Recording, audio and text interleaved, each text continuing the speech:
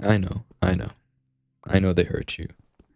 Before anything else, before I get all philosophical and start talking about perspective and timing and all that, I just want to say this first because sometimes you just need to hear somebody say the obvious thing. I'm sorry they hurt you. I'm sorry they made you feel things that you'd not felt in a long time, maybe ever. I'm sorry they got you excited again. I'm sorry they got you to open up and got you to kind of soften and got you to maybe think that just maybe this could go somewhere. And then for whatever reason, whether they got weird or they pulled away or they chose somebody else, whether they never intended to take you seriously in the first place, whether they were just not ready and still entertained you anyway, I'm sorry. That hurts. And it hurts in a very specific way too, because it's not just that you lost a person. It's that you lost a version of your future that your brain had already started building. And that's what people don't talk about enough. You're not just sitting there thinking, dang, I miss them. You're thinking, damn, I miss who I thought I was going to be with them. And those are two different types of pain. Because it's the pain of your imagination getting broken. And when that happens, I think a lot of us do one of two things. Either we start worshipping the person like they were the last good thing on earth, like, oh, that was it, that was my shot, that was my person. I messed up, or they messed up, and now I'm cooked. Or we go the other direction and we get hard, we get resentful. We start looking at everybody like they're probably the exact same thing. And I've done both. I've had done both done to me, absolutely, right? I've had times where I look back at a person, I was like, wow, that was the one. I just know it. I just know it. There's no way I'm ever going to feel that same way again. And I've also had times where I'm like, yeah, no, I'm out. I'm done. I'm retired. This is a solo mission now. We're not doing this again. Because after you get hurt, your brain starts trying to become your bodyguard. It's like, okay, cool. We learned the lesson, and we're never going to let that happen to us again. And that sounds smart. It sounds mature. It sounds like growth, like the gurus say. But a lot of the time, it's just fear. You're not moving smarter. You're just moving more scared. And I get it, because why would you want to be hurt again? Who wants that, right? Who wants to go through the whole thing again where you trust, you open up, you ignore little signs because you want it to work, and then later you look back and you're like, wow, the signs were there the whole time. That's such a gross feeling, because the pain is one thing, sure. But then the embarrassment starts to kick in and you're like, how did I allow that? How did I not see that? How did I let this person make me feel like that? And once that happens enough, it gets very tempting to turn one experience into a whole worldview. Very tempting. You start thinking that every person's going to do this. Every date is going to end exactly like this. Everyone says the same lines. Everyone wants the same thing. Everybody's trying to waste my time. And I'm not going to sit here and act like that feeling comes out of nowhere, right? It comes out of pain, real pain, and disrespect and disappointment. But if you let one person become your frame of reference for all future people, you're going to sabotage yourself. You just are. Because now every person is paying for what somebody else did, and they don't even know it. And then good people will start to feel suspicious around you. That's when it gets bad. That's when somebody can actually care, and your brain's first instinct is like, yeah, let me not get my hopes up. That's when somebody can actually be available, and instead of feeling safe, it almost feels foreign. That's what pain does when you don't place it properly. It starts to shape your whole worldview. That's kind of what I want to talk about, because I really think that some of you didn't lose your chance at love.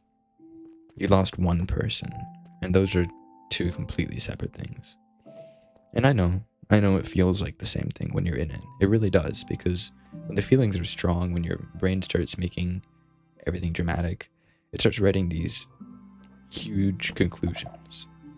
Well, that was the deepest connection I've ever had, so Obviously, that was supposed to be my person. No. Maybe that was the deepest connection you've had so far. That word matters. So far. You don't know who you haven't met yet, right? You don't know what kind of love still exists outside of what you've already experienced. You don't know how good something can actually be when it fits your life a little better, when it matches your values better, when the effort is more even, when the energy is more peaceful, when the person's actually ready. You don't know that yet. And this is where people get tripped up because they confuse intensity with destiny. And those are very dangerous things to mix up. Just because it felt huge doesn't mean it was meant to last. Just because it felt different doesn't mean it was supposed to be your final stop. Just because they were important doesn't mean they were meant to be permanent. And that's hard to swallow because some people really do matter. And I'm not trying to do the whole cold, detached thing where I act like, oh, just move on, who cares, next. No. Some people matter a lot. Some people will change you. Some people teach you things about yourself that you weren't going to learn otherwise. Some people wake up a part of your heart that has been asleep your whole life. That's real. But somebody being real doesn't automatically make them your future. And I think that's the hardest part of all this. Accepting that a person can matter deeply and still not be your person. They can still be significant and not be with you for the rest of your life.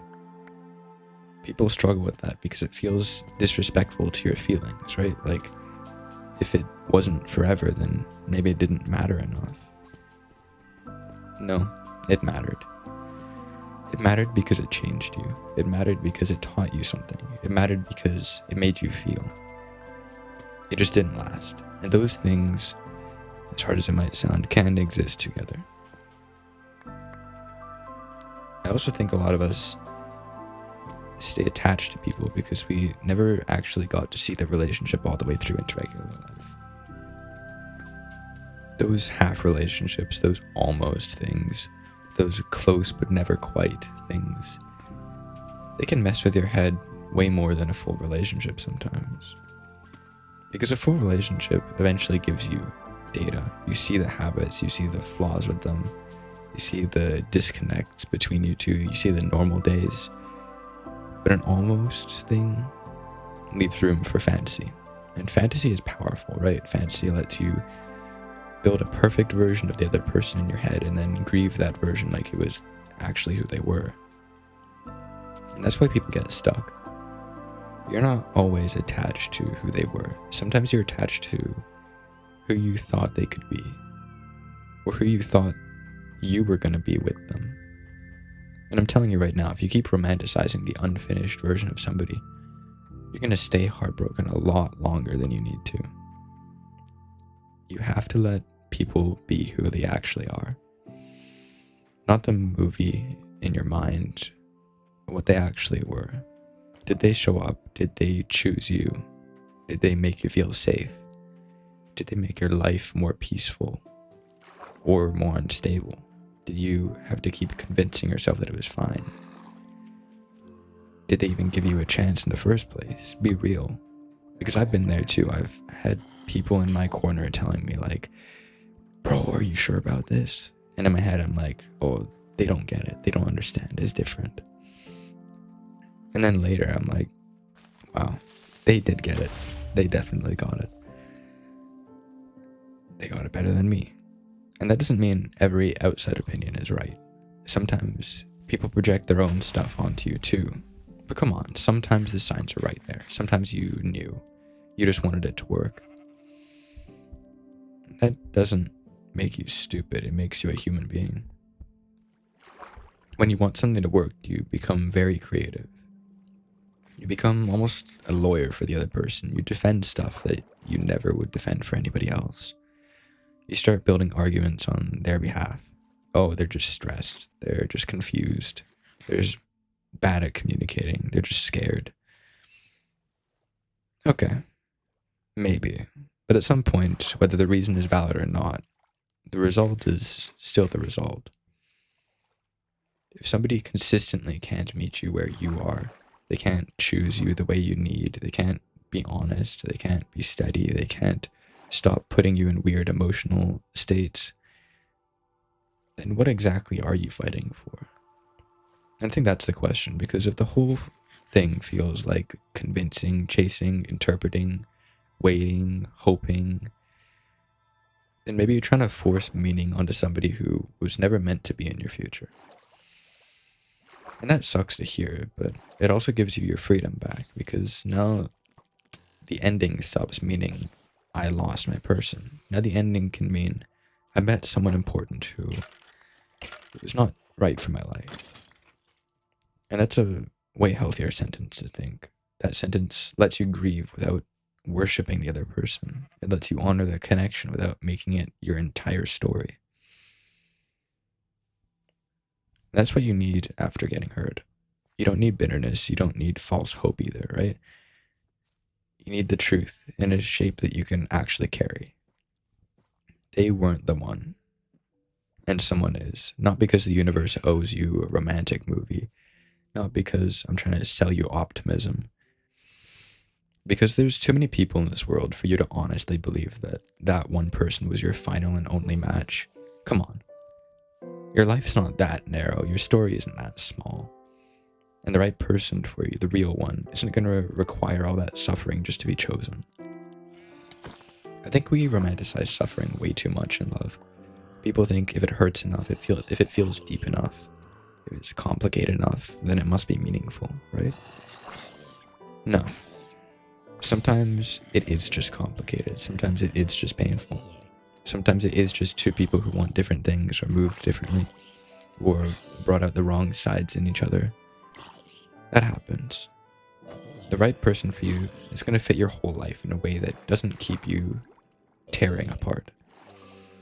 They're going to choose you in a way that doesn't leave you guessing all the time. They're going to make love feel more possible, not more chaotic.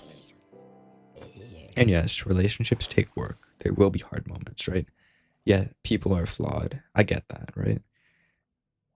But there's a difference between work and suffering constantly. There's a difference between imperfection and complete instability in the relationship. There's a difference between normal difficulty and slowly losing your mind. And once you've been through enough wrong people, you start to recognize that. That's the hidden gift inside the pain. You start seeing the patterns faster. You start asking better questions. You stop giving forever energy to people who have only given you moments. That's what makes your next chapter better.